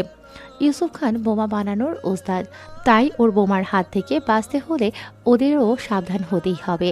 এদিকে ওই সব নিউজ আকাশের লোক সব দেশের সব লোককে জানিয়ে দেয়। এদিকে আবির তো নিউজটা দেখতে পায়। তার মানে যে বিমানটা হাইজ্যাক হয়েছিল ওই বিমান কিংও ছিল? বস, কিংকে? কিং হচ্ছে আমার বস। কি বস? আমরা তো এতকাল ধরে জানি আপনি এই আমেরিকা দেশের মাফিয়া বস, কিন্তু আপনি বলছেন আমার উপর আরও একজন বস আছে। হ্যাঁ আছে, আর যে বিমানে হাইজ্যাক হয়েছিল উনি ওই বিমানেই ছিল। কি বলছেন? কি বস? তাহলে তো ওরা ওনাকে চেনার কথা। তা কখনো সম্ভব না। কেন বস? কারণ উনি সময়ে নিজের চেহারা ঢেকে চলে। উনি যখন ওই বিমানে ছিল ইউসুফের ছবি পাঠিয়ে দেয়, সাথে রানাও। এই থেকে জানতে পারি আমি। বস, এখন তাহলে আমাদের করণীয় কি? তা তো উনি বলবে, আগে উনি আসুক, আমার সাথে তো অবশ্যই যোগাযোগ করবে। এরপর দেখি কি বলে উনি। ঠিক আছে বস, আমি তাহলে বাকি লোকদের ও সাবধান করে দেই। দাও তাহলে। অন্যদিকে বিমান যখন আমেরিকায় ল্যান্ড করে তখন অনেক নিরাপত্তা কর্মী পুরো বিমানের আশেপাশে ঘিরে দাঁড়ায়। ওরা পুরো বিমান চেক করতে থাকে কোথাও কোনো বোম বা অন্য কিছু আছে কিনা তা দেখার জন্য, কিন্তু ওরা কোনো কিছু পেল না। যখন কিছু নেই তখন আপনারা এক এক করে নেমে যেখানে যাওয়ার সেখানে যেতে পারেন। ধন্যবাদ স্যার।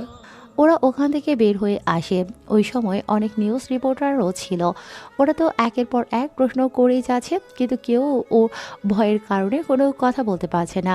ওরা যখন আকাশের সামনে মাইক ধরে, আকাশ তেমন কোনো কথা না বলে শুধু এইটুকু বলে, দেখুন, যদি কিছু দিতে হয় ভালো কিছু দিন।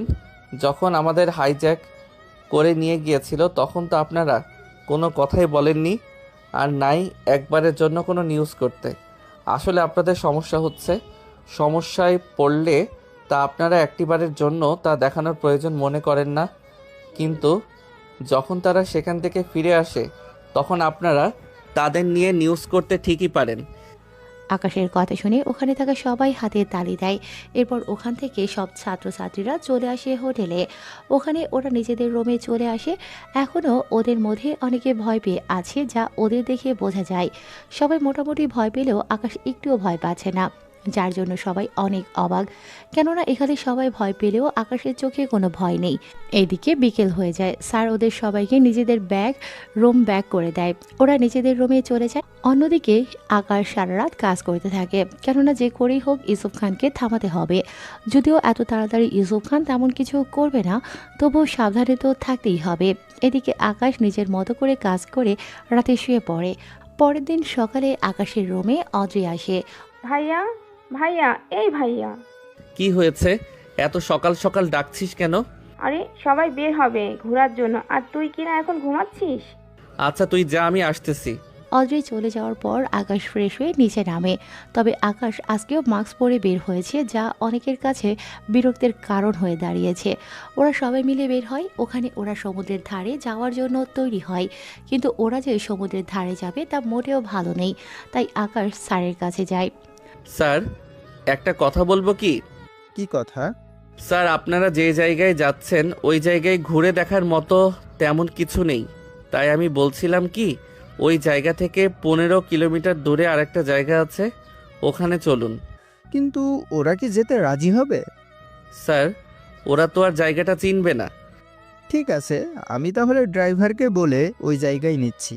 ড্রাইভার 2 ঘন্টার পর গাড়ি সমুদ্রের ধারে এসে নামে। অন্যদিকে ওরা সবাই নেমে অনেক মজা করতে থাকে। অন্যদিকে আকাশ এই সুযোগে আগের সমুদ্রের ধারে চলে যায়। ওখানে যাওয়ার একমাত্র কারণ হচ্ছে আবিরের সাথে কথা বলার জন্য। এদিকে আবির সমুদ্রের ধারে এসে বসে আছে। তার সাথে অনেক হাসি খুশি মুখ নিয়ে বসে আছে, কেননা ওর বস ওর সাথে দেখা করার জন্য এসেছে সেজন্য। আকাশ একটা গাড়ি নিয়ে এখানে আসে। কিছুটা দূরে গিয়ে গাড়ি থামিয়ে হেঁটে হেঁটে ওদের কাছে আসে। ওহ, কে রে তুই? আসার সাহস কি করে পেলি? এখানে আসার জন্য কিংয়ের সাহসের প্রয়োজন হয় না। কিং শব্দটা শুনে আবির গিয়ে আকাশের পায়ের কাছে এসে পড়ে। কিং, আমাকে মাফ করে দিন, আমি আপনাকে চিনতে পারিনি। অবশ্য না চেনারই কথা, এই প্রথম আমার সাথে তোমার দেখা হলো, তা আমি বসবো কোথায়? কি যে বলেন কিং, আপনার জন্য গাড়িতে সবকিছুরই ব্যবস্থা আছে, চলুন ভেতরে। আকাশও আবির ভেতরে যায়। এরপর আকাশ আবিরকে সবটা বুঝিয়ে বলতে থাকে। আবির সবটা শুনে বুঝতে পারে আকাশ ওখানে 1 ঘন্টার মতো ছিল। এরপর ওখান থেকে চলে আসতে যাবে তখন। কিং, আমি আপনাকে দিয়ে আসি, চলুন। লাগবে না, তুমি তোমার কাজ করো।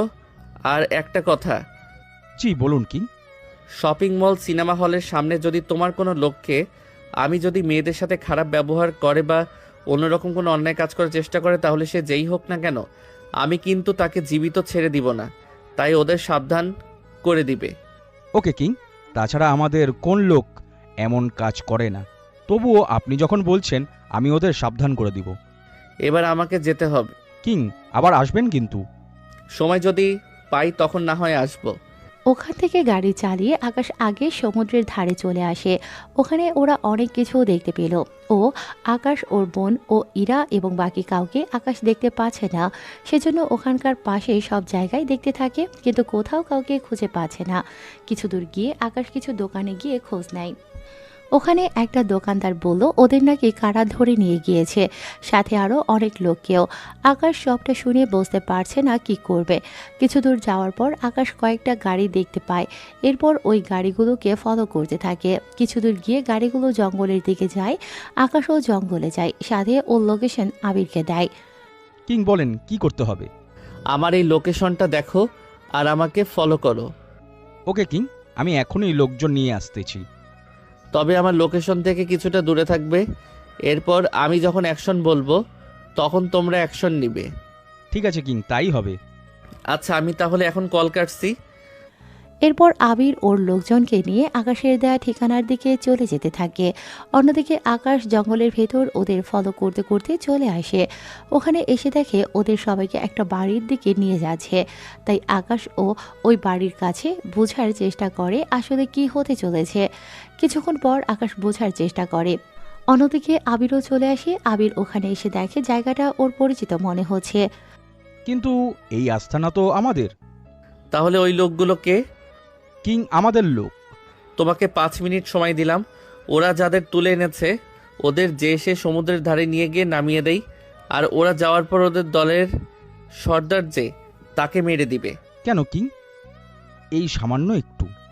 ও আমার বোনের গায়ে হাত দিয়েছে, ওকে তো আমি এত তাড়াতাড়ি ছেড়ে দিব না। তাই যাও তাড়াতাড়ি। কিং, আপনি নিশ্চিন্তে যান। আমি ওদের 20 মিনিট সমুদ্রের ধারে পৌঁছে দেওয়ার ব্যবস্থা করতেছি। কিন্তু কিং, ওকে কি ছেড়ে দেওয়া যায় না? যায়, তবে ওই যে লাল ড্রেস পরা মেয়েটা আছে ওর পা ধরে ক্ষমা চাইতে বলো। যদিও মাফ করে দেয় তাহলে আমি ওর প্রাণ ভিক্ষা দিব। যদি না মাফ করে তাহলে তুই ওদের ওখানে মেরে তারপরে আসবি। ঠিক আছে কিং, তাই হবে। আকাশ ওখানে দাঁড়িয়ে দাঁড়িয়ে সবকিছু দেখতে থাকে। আবির ভেতরে যাওয়াতে ওই লোকগুলো দাঁড়িয়ে সালাম দেয়। বস, আপনি এখানে? এখনই ওনার পা ছুঁয়ে মাপ চা। কি বলছেন? কি বস, আমি চাইবো না আর কোনো। তোর আশা কি আমি মাপ চাইবো? এখনই চাচ্ছি। লোকটা অদ্রির পা ছুঁয়ে ধরে। অদ্রি যদিও ছেড়ে দিতে বলে, কিন্তু লোকটা ছাড়েনি। আপু প্লিজ আমাকে মাফ করে দেন, আমি আর কখনো এই কাজ করব না। এদিকে আবির অনেকটা ভয়ে আছে, কেননা মেয়েটি মাফ না করলে লোকটাকে মরতে হবে। সেজন্য অনেকবার বলার পরে ঠিক আছে, মাফ করে দিলাম। আবির এরপর সবাইকে গাড়িতে তুলে দেয়, সাথে ড্রাইভারকে বলে যেখান থেকে ওদের এনেছে যেন সেখানে দিয়ে আসে। ড্রাইভার ওদের ওখানে নিয়ে যায়। এরপর আবির ওই লোকটার গালে থাপ্পড় দিয়ে বলে, আজকে অল্পের জন্য বেঁচে গেলি। আমি না আসলে তো আজকে তোকে মরতেই হতো। বস, ওদের তো আমি একটা কথাও বলবি না। তোর জন্যই আমার মাথাটা কত নিচে নেমে গিয়েছে তা বলে বোঝাতে পারবো না। বস, আমি কি করলাম? এত কিছু করার পরেও বলছিস আমি কি করেছি? এরপর থেকে যদি এরকম কিছুর প্ল্যান মাথায় থাকে তাহলে তা ছেড়ে ফেলো। কথাটা মনে রাখবে। ঠিক আছে, মনে রাখবো। এদিকে অদ্রি, এরা ওদের আবার সমুদ্রের ধারে নামিয়ে দেওয়া হয়। অন্যদিকে আকাশ কিছুক্ষণ পর ওখানে আসে। আকাশ আসতেই অদ্রি গিয়ে জড়িয়ে ধরে। ভাইয়া, কোথায় ছিলি তুই? এখানে কত কিছু হয়ে গিয়েছে। আকাশ, তোমার কথা মতো এখানে আসলাম, কিন্তু এত কিছু হয়ে যাবে আমি ভাবতেও পারিনি। স্যার, আমি ভাবতে পারিনি এমন কিছু হবে। তবে সত্যি আকাশ, এই জায়গাটা আসলেই অনেক সুন্দর, এক কথায় দেখার মতো। ধন্যবাদ স্যার। কিন্তু ওরা আমাদের তুলে নিয়ে গেল কেন, তাই তো বুঝতে পারছি না। হয়তো অন্য কাউকে নিতে গিয়ে ভুলে আপনাদের নিয়ে নিয়েছে। হতে পারে।